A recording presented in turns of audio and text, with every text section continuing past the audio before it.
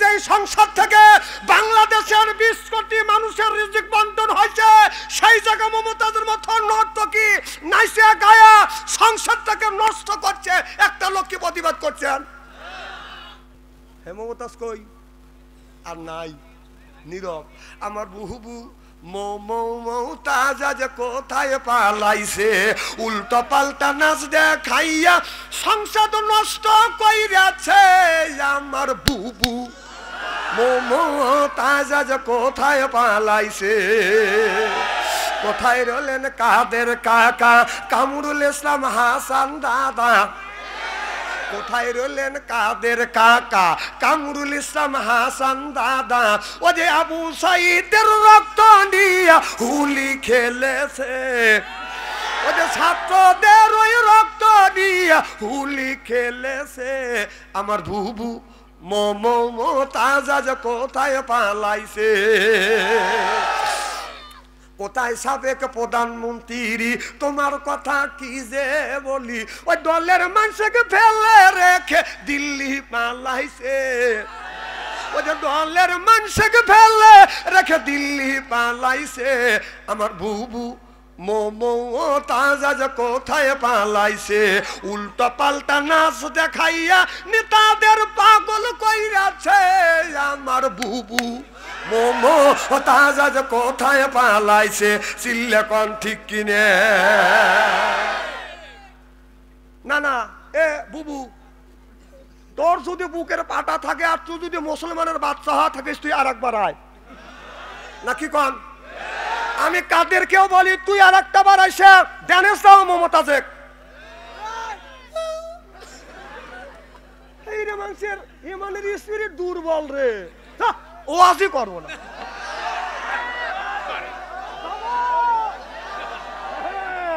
ভয়ে বাবার ছেলে না। খুব খারাপ লাগতেছে নাকি? চলবে তো? আপনারা আসান তো ইনশাল্লাহ? এই তো পাম দেওয়া শুরু করলে ভাই, অত পাম দিয়ে না, পাম আমি বুঝি তো।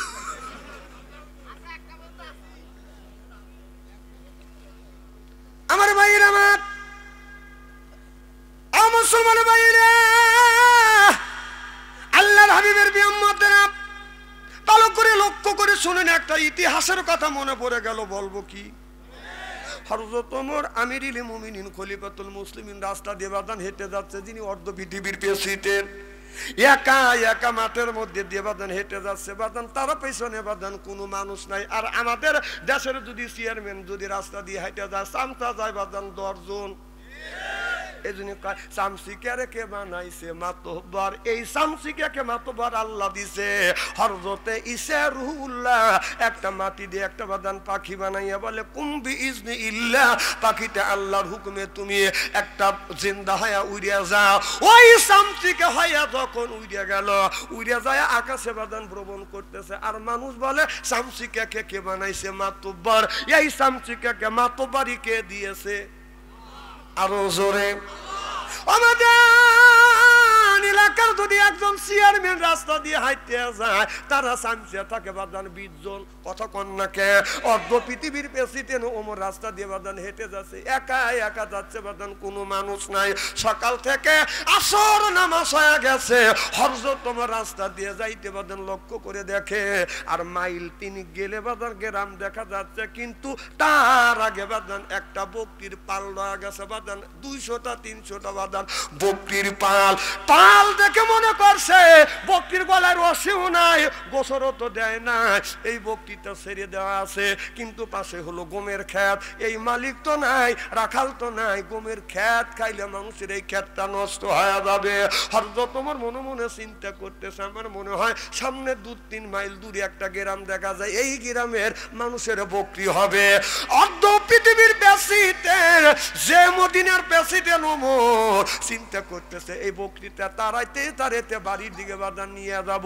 বকরি তাড়াইতে তাড়াইতে যখন বাড়ির দিকে নিয়ে যায়, কিন্তু সামনে একটা দাগ আছে, আতাল আছে, এই আতাল আর দাগ বকরি অতিক্রম করে না। গুইরা বকরি যেই জায়গায় ছিল সেই জায়গায় এসে হাজির হয়। সুবহানাল্লাহ। ওমর মনে মনে চিন্তা করে, এই জায়গা রাখাল নাই, এদিকে গমের ক্ষেত যদি খায় আমার এলাকার জনগণের ক্ষতি হবে, জনগণের যদি ক্ষতি হয় আমি ওমর আমার ক্ষতি হবে। এই জন্যই ওমর বক্তৃতা তারা নিয়ে যাবে চাচ্চাবাজান গ্রামের দিকে। আর আমাদের দেশের নেতা আছে জনগণের তা যত পারে লুইটে পুইটে খায়া মামুর বাড়ির এরা বোঝার কাম শেষ। আহা, এক একটা নেতা ধরা পড়ছে 200 কোটি 300 কোটি 1000 কোটি টাকা খাইছে, খাই আবার শালার দাড়ি কেটে পলাইছে। আচ্ছা পলালি ওই রকম দাড়ি কাটলি কে? আরে দাড়ি দেখলে কি সুন্দর দেখা গেছে, মনে কর অজগবি আল্লাহ ইসাল্লাম কত কম। ওদের মধ্যে কিছু নেতা আছে দাড়ি দেখলে মনে হয় আজগবি আলাইহিস সালাম, ওদের চেহারা সুরত দেখলে মনে হয় চৌদ্দ আসমান থেকে গোসল করে আসছে। ওদের আচার ওদের বাদান আপনার সুরত দেখলে মনে হয় জিবরাইলের বাইরা, কিন্তু ওদের কাজকর্ম দেখলে ইবলিস লজ্জা পায়। কারণ দরবেশ বাবা সে কামরা করছে যে দাড়ি আমরা কাইটে অত সুন্দর দাড়ি দেখতে পারো না। কথা কন এই মানুষের তো খায়া পলাইছে দাড়ি কেটে পড়েছে। আবার যাদের দাড়ি আছিল তারা কাইটিয়া মাহুন্দা সাজছে, আর যাদের দাড়ি ছিল না ওরা দাড়ি সাজা দাড়ি রেখে এখন দরবেশ সাজছে। বিশ্বাস না করেন দেখেন আপনাদের এলাকার মধ্যে যতগুলি নেতা আছে পলাইছে দাড়ি কাটা নেতা থাকে, যা দেখবেন যে দাড়ি রেখে দরবেশ সাজছে। দেখেন ধোকা দিচ্ছে এখনো ধোকা দিচ্ছে। কথা কও ধোকা তো কম করে দিও। ধোকা দিয়ে আচ্ছা বাংলাদেশের জামাত আর বিএনপির উপরে যে নির্যাতন হয়েছে, বেশিরভাগ বাংলাদেশের আলেম ওলামার উপরে যত নির্যাতন করা হচ্ছে, আপনারা কি বলতে পারবেন একটা আলেম ওলামা আপনার দাড়ি কেটে পলাইছে? তোমরাই বলো, ওরাই কইছে কেন হবে কতক্ষণ বলছে কিনা? পাবলিক কয়দিন শুনবে? এদিক তাকান, হাঁটুর ফুটুর করলে মনে করবো যে ওই দলের লোক এখনো আছে।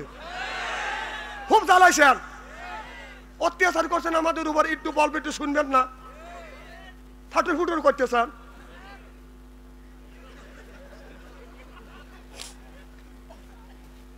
বলছে খেলা হবে বলছে, টাকা দেখা যায় খেলার জন্য পাবলিক রেডি হয়েছে, মাঠে পেলো আর নাই, পেলো আর পলাইছে, বলেছে দাড়ি কেটে পলাইছে। আবার কেউ দাড়ি রেখে এখন দরবেশ সাজছে। তোমরা খেলার কথা বলছো, খেলার লেগে মানুষের রেডি, এখন তোমরা মাঠে নাই পলাইছে। আহা, আল্লাহ রসুলের মসজিদে নববীর ছিল জাতীয় সংসদ, সুবহানাল্লাহ একটু জোরে কর। তাহলে আল্লাহ রসুলের জাতীয় সংসদ মসজিদে নববীরে জুমা নামাজ হয়েছে কিনা? কি কোন হয়েছে কিনা বললেই তো হয়। তাহলে আমাদের জাতীয় সংসদ রাজধানীতে এখানে জুম্মা নামাজ 1 কোটি বার যায়, সুবহানাল্লাহ একটু জোরে কর। আচ্ছা আপনাদের এই গ্রামের মধ্যে কি কোন গ্রাম? বসোয়া গ্রামের যে কোনো একটা মসজিদে মমতাজের মতো নর্তকী এসে যদি ড্যান্স আর নাচতো আর গান গাইতো, আপনারা কি করে মানা দিতেন? যারা কথা বললেন না তোরা মানা দিতিস, কি করে মানা দিতেন? না জোরে কর। কি করতে? কিচ্ছুই করে পারতেন না, করতে পারতেন না। কারণ এটা তো ছোট মসজিদ। যেই মসজিদ থেকে, যেই সংসদ থেকে বাংলাদেশের 20 কোটি মানুষের রিজিক বন্টন হয়েছে, সেই জায়গা মমতাজের মতো নর্তকী নাইসা গায়া সংসদটাকে নষ্ট করছে, একটা লোক কি প্রতিবাদ করছেন? এনটা কিভাবে তাড়াবেন? চান বালবালাই করতেছ? আমি আছি দিয়ে বালবালাই একটু কম করে করেন। সেই বড় মসজিদে নাইসিয়া নুসিয়া নষ্ট করে থুয়ে গেছে, কিছু কবে পারলে না। আর ছোট মসজিদে নাচলি আপনি কি করবেন? কসু করে বাড়তেন। কথা কি মগজের মধ্যে নিচ্ছেন? কত বড় কাম করছে, কথা কি ঢুকাচ্ছেন? ভাত খাও আল্লাহর জমিনে, কিন্তু হিসাব করে ভাত খাও না যে কত বড় কাজ করছে। মমতাজের মতো যে 11টা স্বামী সাজছে, তাকে দিয়ে নাইসিয়া গাওয়া নষ্ট করছে, তারপরে হাত তালি বাজছে। এখন হে বুবু কোথায়? হে মমতাজ কই? আর নাই, নীরব। আমার বুবু তাজা যে কোথায় পালাইছে, উল্টো পাল্টা নাচ দেখাইয়া সংসার নষ্ট কইরাছে আমার বুবু। তাজা যে কোথায় পালাইছে, কোথায় রলেন কাদের কাকা কামরুল ইসলাম হাসান দাদা, কোথায় রলেন কাদের কাকা কামরুল ইসলাম হাসান দাদা, ও যে আবু সাইদের রক্ত নিয়া হুলি খেলেছে, ও যে ছাত্রদের ওই রক্ত নিয়া হুলি খেলেছে আমার বুবু। তাজা যে কোথায় পালাইছে, কোথায় সাবেক প্রধানমন্ত্রী, তোমার কথা কি যে বলি, ওই দলের মানুষকে ফেলে রেখে দিল্লি পালাইছে, ওই যে দলের মানুষকে ফেলে রেখে দিল্লি পালাইছে আমার বুবু।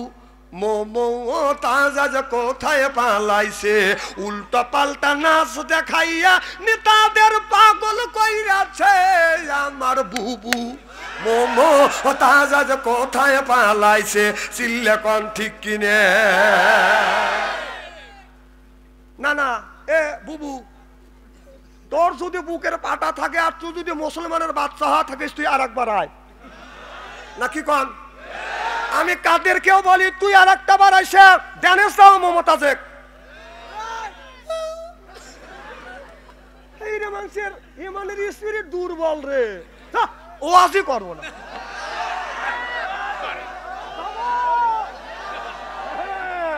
ভয়ে বাবার ছেলে না, চলে দেবে মনে হয়, এতই সস্তা স্ত্রী করলে মিনে।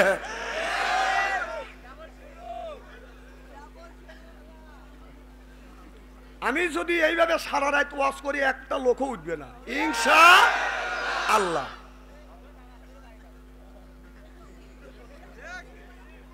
আমি যদি বলি অমর যুবকটা মুইটিয়ে ভালাইবে, কথা কয় না, কথা কয় না। কারণ ওই জামানার মধ্যে ছোট ছোট বাচ্চারা যদি ঘুম না আসতো, মা ঘুম পাড়াইতো, আমাদের ছেলেরা যদি কান্নাকাটি করে, মা বাবা ঘুম পাড়ায়, বাঘ আসতেছে শিয়াল আসতেছে বাঘ ডাকবো, তখন ছেলেরা মাকে জরা ধরে, বাবার গলা পাইয়া ধরে, কথা বলবে না রে। ওই জামানার মধ্যে বাচ্চারা যদি না ঘুমাইতো, যদি কান্নাকাটি করতো, মা বাবা বলতো ওমরকে কি ডাক দেবো, ঘুম আসবি না ওমরকে ডাকবো, আমি ঘুমাই সেই গেছি। সুবহানাল্লাহ, একটু জোরে কর। সেই ওমরের কথা বলতেছি, সেই ওমর রাস্তা দিয়ে একদিন হাঁটলে 40 দিন শয়তান যাইতো না। সুবহানাল্লাহ, একটু জোরে কর। আমার চিন্তা করছে যুবকটা যেইভাবে লাঠি নিয়ে আসতেছে আমাকে মারার জন্য, কারণ আমি তো ভুল করছি, কথা বুঝতেছেন না। এবার যুবকের কাছে ওমর ভুল করছে, যুবক চিন্তা করতেছে এখন যদি আমি বলি ওমর যুবকটা মুইটিয়ে ভালাইবে, জোরকন ঠিক কিনে। এবার হযরত ওমর বলল যুবক আমি তোমার একটা বকরি চুরি করব না। এই তো যায় কেডা, আমি লিখে লোক। ও বাবা, এ বাবা গেলা কে?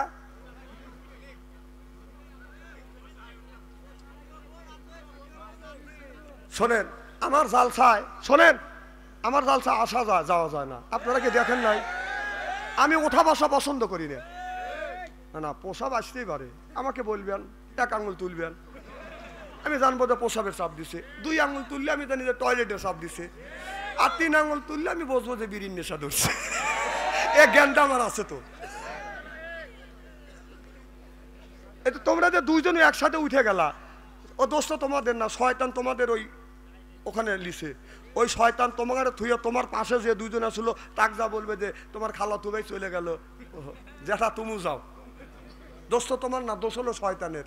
তুমি কি উঠে গেছো আর তুমি কি উঠতে চাইছো, শয়তান তোমাকে উঠেছে।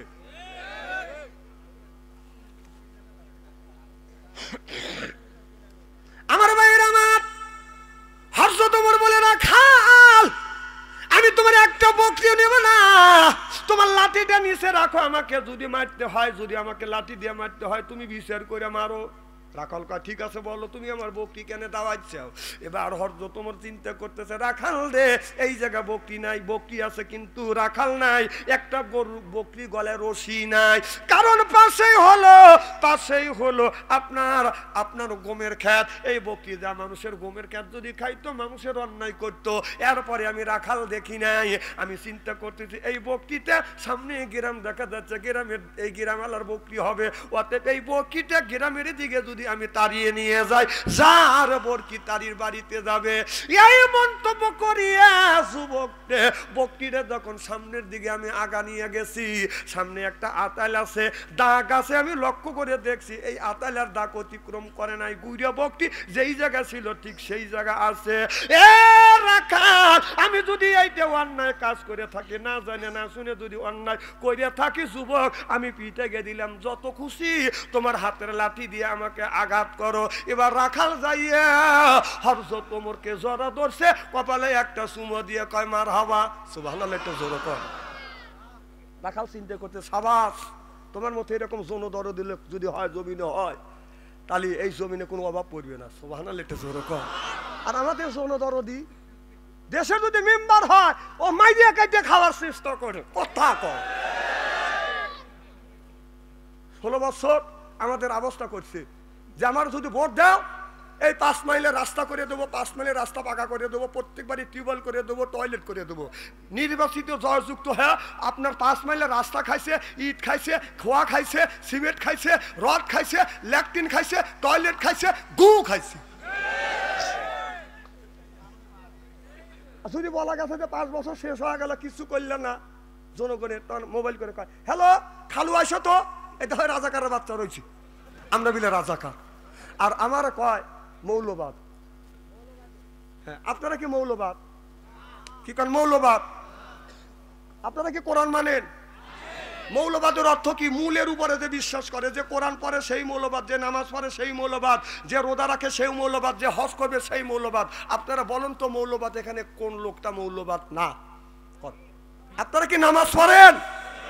আল্লাহকে কি মানেন? নবী কি মানেন? রোজা কি রাখেন? কোরবানি কি করেন? তাই হলো যারা নামাজ পড়বে, রোজা রাখবে, হজ করবে, যাকাত দিবে, এক কথায় আল্লাহ এবং নবীকে যারা মানবে তারাই হলো মৌলবাদ। তাহলে বাংলাদেশে মৌলবাদ ছাড়া কোন ব্যক্তি আছে? আপনারা যে এগুনি যে না বুঝে যে মৌলবাদ কন, আর যারা মৌলবাদ কয় তাদের হাতে আপনারা হাই মৌলবাদ। এই মৌলবাদ যদি তোর মা তোর বাবার যদি বিয়া না পারাইতো তাহলে তুই হতি তোর তো ঠিক কবে? সহি কথা না?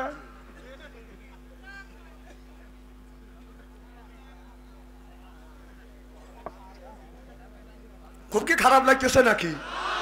মৌলবাদ কেন বলবেন? মৌলবাদ তো সবাই, যে নামাজ পড়ে না, রোজা রাখে না, হজ করে না, যাকাত দেয় না, আল্লাহ মানে না, নবী মানে না, ওই হলো অত মৌলবাদ না। নামাজ না পড়লে কিভাবে মৌলবাদ হয়? মৌলবাদ হওয়ার ঠেলা আছে। নামাজ পড়া লাগবে, ফজরে আজান দিলে ঠান্ডা পানি দিয়ে ওযু দিয়ে মসজিদে নামাজ পড়া লাগবে, রোজা রাখা লাগবে, কোরবানি করা লাগবে, হজ করা লাগবে, যাকাত দেওয়া লাগবে। মৌলবাদ হতে ঠেলা আছে, কথা কোন? আর আমার মৌলবাদ কও, তুই তো পারবি না মৌলবাদ হবে। আর নামাজ পড়,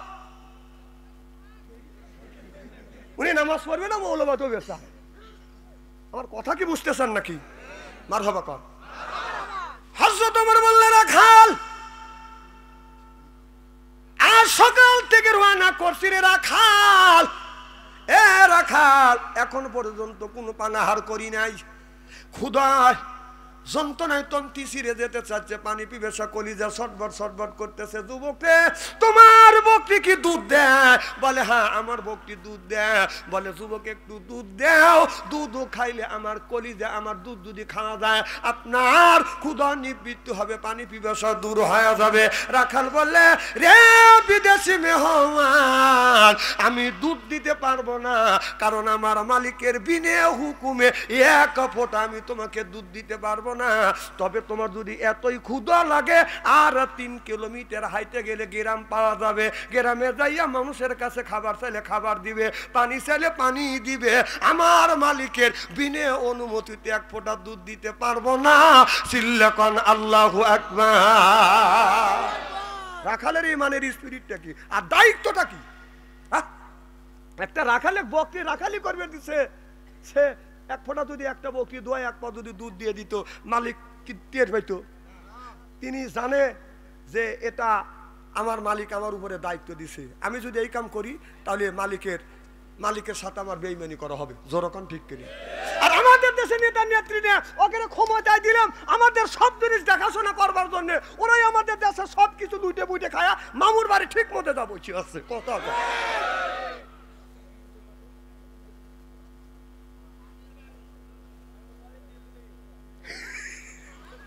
না। ওই যে টক শোতে একজন বলছিল যে ভারতের সাথে আমার স্বামী স্ত্রীর সম্পর্ক। কিসের সম্পর্ক? আমি চিন্তা করলাম কে রে স্বামী স্ত্রীর সম্পর্ক ব্যাপারটা কি? এই এখন সিন বুঝতেছি যে আমাদের কন্যা চলে গেছে। তাহলে কন্যা যদি চলে যায় থাকে, ডাক্তার ইন্নু চিন্তা করতেছে তাহলে ফিরুনি বাংলাতেই।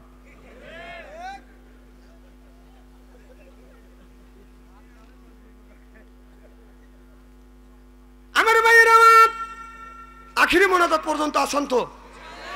এ যুবক ভাইয়েরা, কুষ্টিয়া জেলার যুবকেরা, মই মুরব্বীরা, তোমরা ভালো করে লো।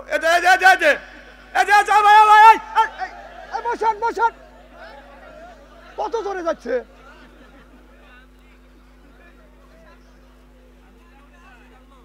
হ্যাঁ, উনি ওই দলের লোক। হ্যাঁ, তুমি সহে পড়ে গেলা। দেখে রাখেন ওই লোকটা, দেখেন কোন দলের লোক। ইসলামের বাইরের লোক। মার হবার তো জোর কর। হযরত ওমর বললেন, রাখাল দুধ তুমি না দিলে তুমি কত টাকার বেতনের চাকরি করো? বলে আমি এত টাকা বেতনের চাকরি করি। এই দিয়ে সংসার কেমন করে চলে? কয় আল্লাহ এর ভিতরেই বরকত দেয়। সুবহানাল্লাহ, একটু জোরে কর। আমাদের দেশে দেখেন নাই যে হুজুরের বেতন কত? 5,000 টাকা 7,000 টাকা বছরে, মাসে। কথা কর নাকি? তাহলে হুজুরে বউ আছে, তাহলে কয়জন হলো? কথা কয় না। দুইটা, একটা ছেলে একটা মেয়ে হলো, কয়জন হলো? আর মা বাবা আছে, কয়জন হলো? বেতন হলো 6,000 টাকা। কয় হাজার টাকা? তাহলে মরিচ যদি 100 টাকা কেজি, 1,000 টাকা কেজি হয়, তাহলে 1 কেজি মরিচ কিনলে থাকে কয় হাজার টাকা? 5,000 টাকা। তাহলে চাউল হলো 70-80 টাকা কেজি, তাহলে 1 মণ চাল কিনতে কয় হাজার টাকা লাগে?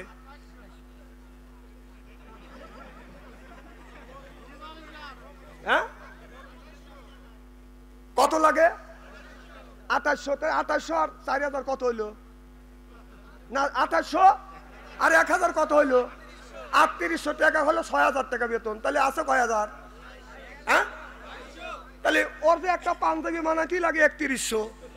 তাহলে কত গেল? আর কত আছে? তাহলে এই যে বউ বালতাতে পেটে ভাত দিবে, ছেলে মেয়ে মানুষ করবে, মা বাবাকে ওষুধ পাতি দিয়ে খাওয়াবে, খাওয়াবে। আমার কয় কি হুজুর তোমার অল্প টাকায় বরকত আছে? আমাদের অল্প টাকায় বরকত আছে। তোর ছেলে মাস গেলি 3 লক্ষ টাকা নিয়ে আসে, তাহলে এই 6,000 টাকা নিয়ে 3 লক্ষ টাকা দিয়ে বরকত লে। না, তা নিবেনি না, খালি কা হুজুর কারে বরকত আছে। আসলে হুজুর কারে বরকত আছে। সুবহানাল্লাহ, একটু জোরে কর। আমার ভাইরা আমার, এবার হযরত ওমর বলল, রাখাল এইটা দিয়ে কেমন করে সংসার চালাও? বলে আল্লাহ বরকত দেয়। সুবহানাল্লাহ বললেন না? বলে রাখাল রে, এখানে কয়টা বকরি নিয়ে আসছে? বলে 50টা বকরি নিয়ে আসছে। তুমি কয়টা বকরি এখন মাঠের মধ্যে হইছে? বলে হুজুর 100-র উপরে হয়ে গেছে। কয় তোমার বকরি 100-র উপরে হয়েছে, তোমার মালিক কি জানে? কয় না, মালিক জানে না। 50টা বকরি। কোনো অসুবিধা হয়েছে নাকি? না কিছু করা লাগবে? আপনারা কি আর ঘন্টাখানি সময় দিতে পারবেন? আচ্ছা, আমাকে একটা ওয়াদা দিতে হবে, আমার সাথে আখিরি মোনাজাত করিয়া যাওয়ার কি মন মানসিকতা আপনাদের আছে? আমি কিন্তু একজন মুসাফির মানুষ, 100% মুসাফিরে দোয়া কবুল হয়। কারা কারা আখিরি মোনাজাত করিয়া আমার সাথে যাইতে পারবেন? একটু ওয়াদা দেন তো দেখি। নারে তাকবীর। এই দেখেন তো, হাত তুলে না কেটা? টাকা দেখেন, এই দেখেন হাত তোলেন না কেটা? সেই আলেমদের বিশ্বাস করে না। হাত টান টান করেন। আল্লাহ যে হাত তুললো না, তুই ওর হাতে পেয়ারাল কে? টান টান করেন হাত। রাজি রাজি, হাত নামান। বাবা, অল্পের থেকে ফসকে, যদি ফসকে যাইতো আর ফিরতো না।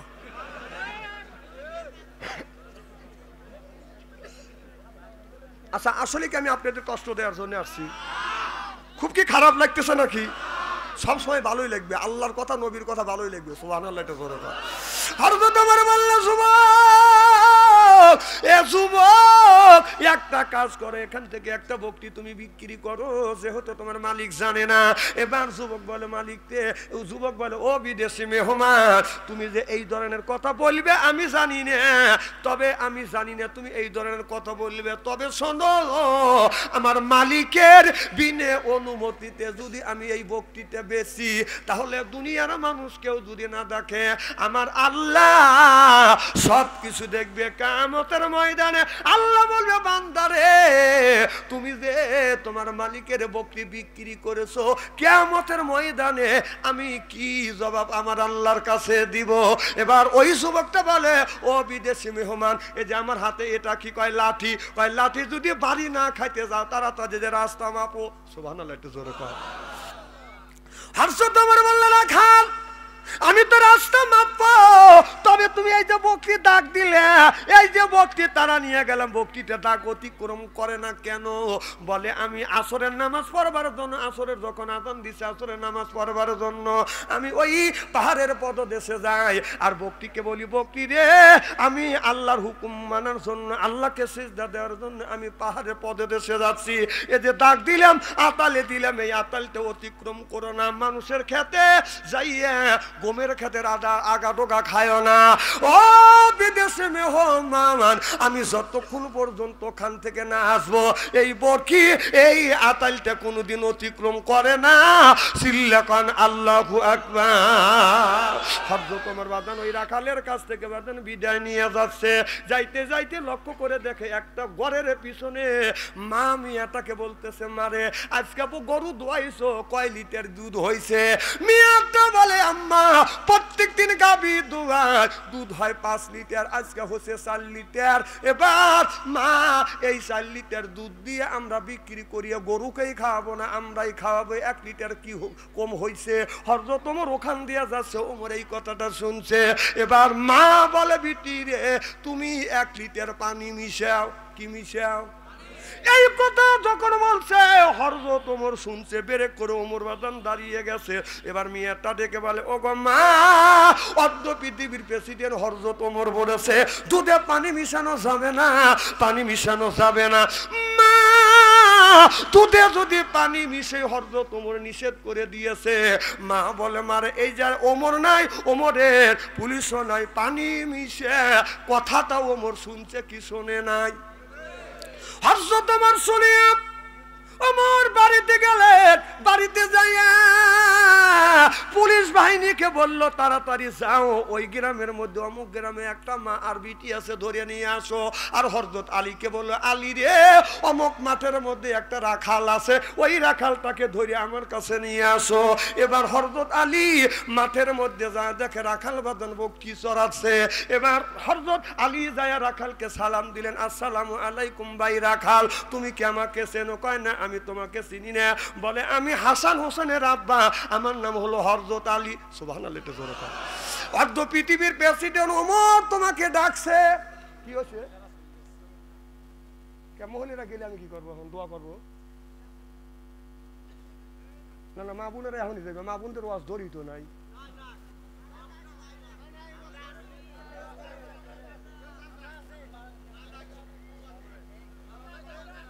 সব মহিলা কি যাইতেছে? 2-1 আচ্ছা, ওই 2-1 মহিলা যদি তার ওজোর সারার জন্য যদি যাইতে যা পারে, কন্ত 2-1 তার ওজোর হইতেই পারে। মারহাবা কর। খুব খারাপ লাগতেছে নাকি? নারে তাকবীর।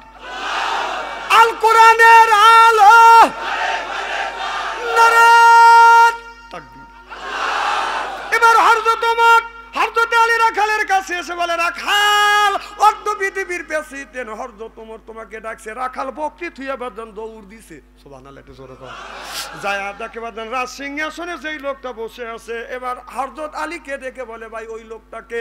বলে, ওই লোকটা হলো অর্ধ পৃথিবীর প্রেসিডেন্ট। যুবক পেশাব করে ভালাইছে। আল্লাহ, যেই যুবক অর্ধ পৃথিবীর প্রেসিডেন্ট, ওই ওমরকে গতকাল আমি দুধ দেই নাই, মারার জন্য প্রস্তুতি নিছিলাম। এবার যুবকটা যাইয়া হাত জোড়াত করে বলে, হুজুর আমি আপনাকে চিনি না, আপনাকে আমি জানি নাই হুজুর, আপনাকে চিনি না। যদি আমি আপনার পরিচয় জানতাম আর যদি চিনতাম, জীবনে লাঠি দিয়ে আমি আপনাকে মারতে যাইতাম না। হুজুর আমাকে মাফ করে দেন। ওমর বলে, যুবক আমি তোমাকে মাফ করে দিতে পারি, একটা শর্ত। বলো কি শর্ত? কয় রাখালি চাকরি তোমার ছাড়িয়ে দিতে হবে। এবার রাখাল বলে, হুজুর আমার জীবনের বিনিময় হলে রাখালের চাকরি আমি ছাড়িয়ে দিলাম, আর কি করতে হবে? কয় তুমি রাখালের চাকরি ছাড়িয়ে দাও, তোমাকে খাদ্য গোডাউনের জেনারেল ম্যানেজার বানিয়ে দিলে।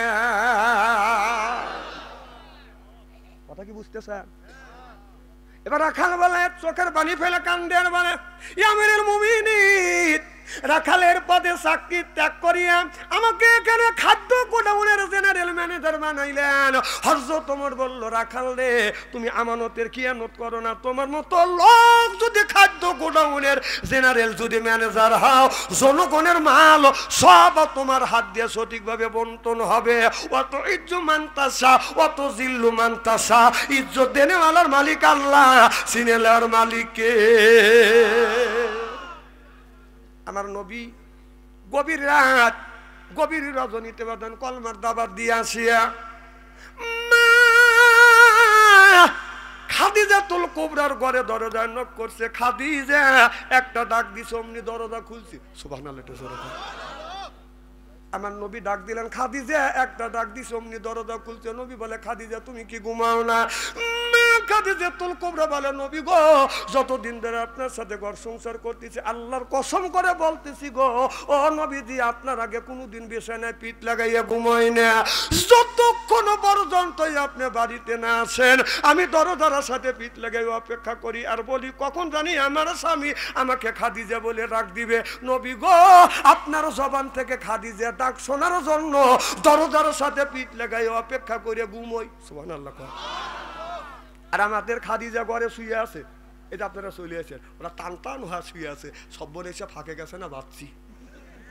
আপনি যদি কুষ্টিয়া শহর থেকে, খোকসা শহর থেকে আসি, আমাদের খাদিজার ঘরে দরজার পাশে রাত 12টার পরে যদি নক করা যায়, খাদিজা, খবর নাই। ও খাদিজা, শব্দ নাই। ও খাদিজা, উত্তর নাই। মানে একই একই। তাহলে ও খাদিজা, ও খাদিজা। আমার নবী বলে, খাদিজা আয় আমার বুকে এক। আমার নবী হাত টান করে দিছে। খাদিজাতুল কুবরা দৌড়া গিয়ে আমার নবীর বুকের সাথে মাথা ঠেকাইয়া বলে, নবী গো, আপনার প্রেমে পড়িয়া আমার সমাজ জমি তালা তল কর্ত সম্পদ যা ছিল সব আপনার কদমে কোরবান করে দিলাম। দেখে নবীর মুআজিজা, ধন্য হলো বিবি খাদিজা। জীবন যৌবন করিলেন অর্পণ, মাল দৌলত যা ছিল নবী চরণে সুপিয়া দিল, বানাইল তার জীবনের আপন। আল্লাহ নবী, গুণের নবী গো, আপনি নবী আমার জীবনের জীবন। যখন মারহাবা। আমার নবী অমনি কি করলেন, খাদিজার চুল ধরে এরকম করে চুমো দিলেন। আমার নবী চুমো যখন দিলেন, মা খাদিজা বলে, ইয়া রাসূলুল্লাহ, ইয়া হাবিবাল্লাহ, আপনি আমার চুলে চুমন দিলেন। নবী বলে, খাদিজা আমি তোমার চুলে চুমন দিয়ে পৃথিবীর নারীদের ইজ্জত আর মর্যাদা বাড়িয়ে দিয়ে গেলাম। আল্লাহ নবী, নবী নিজের বিবির চুল ধরে চুমো দিছে। এটা হলো নবীর আদর্শ ভিত্তিক সুন্নাত। সুবহানাল্লাহ। কর আচ্ছা, আমরা বড় চুল ধরে চুমো দিছি কজন? একটু হাত তুলে দেখান তো দেখি। একটা লোকও নাই। হ্যাঁ, আহা হা হা, নিজের বড় চুল ধরে চুমো দেন নাই মানুষ। হ্যাঁ, মা বোনেরা শুনে বলতেছে, আরে এত সুন্দর সোনার মৌলবী কোনে আসিল? সব বোনেরা চুল ধরে চুমো দেওয়া তো দূরের কথা, হুজুর চুলের মুষ্টি বাড়িয়ে দৌড়িয়া সিট করে বাড়িয়ে ভালোই বক্সের। ও বাবা, আপনারা বউ মারেন? হ্যাঁ, খবরদার বউ মারবেন না, বউ মারা হারাম। কেন বউ মারবেন? মা বোনেরা বলতেছে, এত সুন্দর সোনার মৌলবী কোনে আসিল? এই হুজুরের দরকার। দেখেন তখন একটা মহিলা গেছে না, এখন যাবেন না, গুইয়েছে, মারো একটু জোর কর। না না, বউ কেন মারবেন? বউ মারা হারাম। যারা বউ মারবে তাদের হাতের মোনাজাত দান খয়রাত আল্লাহর দরবারে কবুল হবে না, হইতে পারে না, হওয়া সম্ভব না। কে বড় বড় চোখ করছে কে? মা বোনের বলতেছে, এই হুজুরই দরকার। আমি এই ওয়াজ করছি, এক মহিলা চিঠি লিখছে, হুজুর আপনি বললেন বউ মারা হারাম, আমার স্বামী তো এক ওয়াজ শোনার আগে কাম সারছি, তাহলে আমার কি অবস্থা? আমি বললাম, মা তোমাকে রাগের সময় মারিয়া থাকে মা, ওই জায়গাটা চিহ্ন করে রাখো স্বামীর হাতের ছোঁয়া। তোমার শরীরে যেই জায়গা লাগছে দোজখের আগুনে কোনোদিন ওই জায়গা পুড়বে না। মা বোনেরা বলতেছে না আমারে বাড়ি করছে।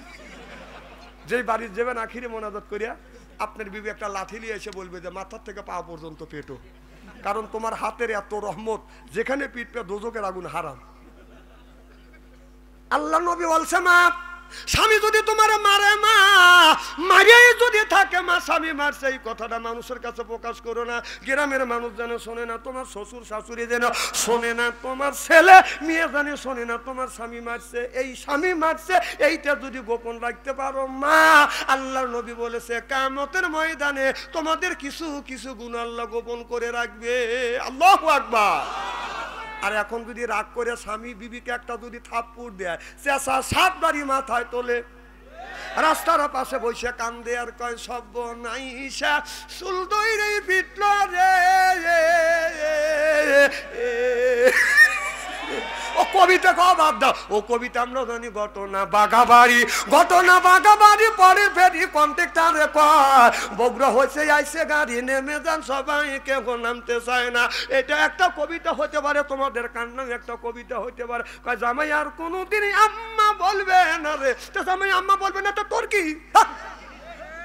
কয় গুনার জাল কাটিয়ে লোহার জলে সবর নিয়াম পড়িল কি আরে, ওই রকম কবিতা আমরাও জানি, তোমাদের কান্নার কবিতা। এই কবিতার মধ্যে আর কোনো বেশ কম নাই, সরকন ঠিক কিনে। আজকে ছেলেদের নামাজের তাগিদ দিতে হবে, সুবহানাল্লাহ। যুবকরা তোমরা নামাজ পড়বে। আজকে যুবকরা এই যে আপনাদের এই গ্রামের যদি 200টা যদি আপনার এই খোকসা থানা না, খোকসা থানার মধ্যে যদি আপনার খোকসা থানার মধ্যে যদি 5000 যুবক যুবতী থাকে, তাদের কাছে যদি স্ক্রিন টাচ মোবাইল থাকে, রাত 12টার পরে মেসেঞ্জারের মধ্যে ঢোকেন, ফেসবুকের মধ্যে ঢুকে দেখেন, এই থানার মধ্যে যদি 5000 যুবক যুবতী থাকে, তার 4500 যুবক যুবতী রাত 12টার পরে লাইনে আছে। মানে ওরা কি করতেছে? তাহাজ্জুদের নামাজ পড়ে দোয়া করতেছে। হ্যাঁ, আর তুমি বাবা কি করতেছ? এই যে রাস্তা দিয়ে হাইটে গেলে এক একটা ছেলে নীরবে বসে এরকম করে দেখে, কি দেখতেছে? ওটা ধ্যানে বসে না, না ধ্যানে রয়েছে যে বাপ দাদা 14 গোষ্ঠী মারা গেছে, গজবের ফেরেশতা কি রকম করে গুতনি দিতেছে সেইটা দেখতেছে। না গজবে তোমাদের গুতনি খাওয়ার লেগে চেষ্টা করতেছে। হ্যাঁ, তোমার ছেলে হলো 4টা, আর 4টে ছেলের হাতে স্ক্রিন টাচ মোবাইল দিয়ে তুমি ঠিক মতো মসজিদের আগের কাতারে যায়, আপনার 4টে ছেলের হাতে স্ক্রিন টাচ মোবাইল দিয়ে মসজিদের আগের কাতারে যায় ভেবাইতেছে রব্বানা বাবা। তোর ছেলে মোবাইলের মধ্যে কি করতেছে? তারপরে বেবানে বন্ধ দে, বেবা দিয়ে আমার কোনো আপত্ত নাই, কিন্তু তোর ছেলের ইমু বন্ধ কর। কথা কন ফ্যাক ফ্যাক করে এবি বাবা।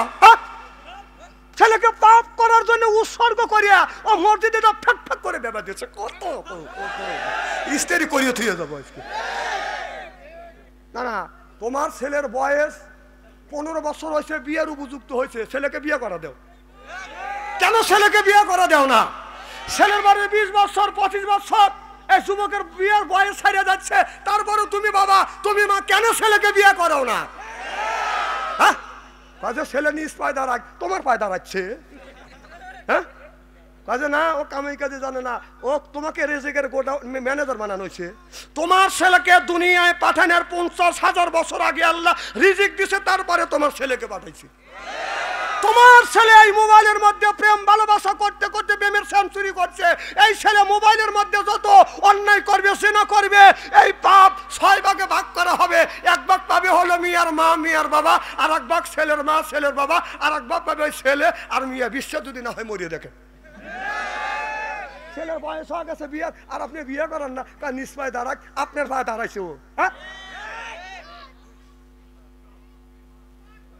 প্রেমের হার বাড়িয়ে গেছে দেশে।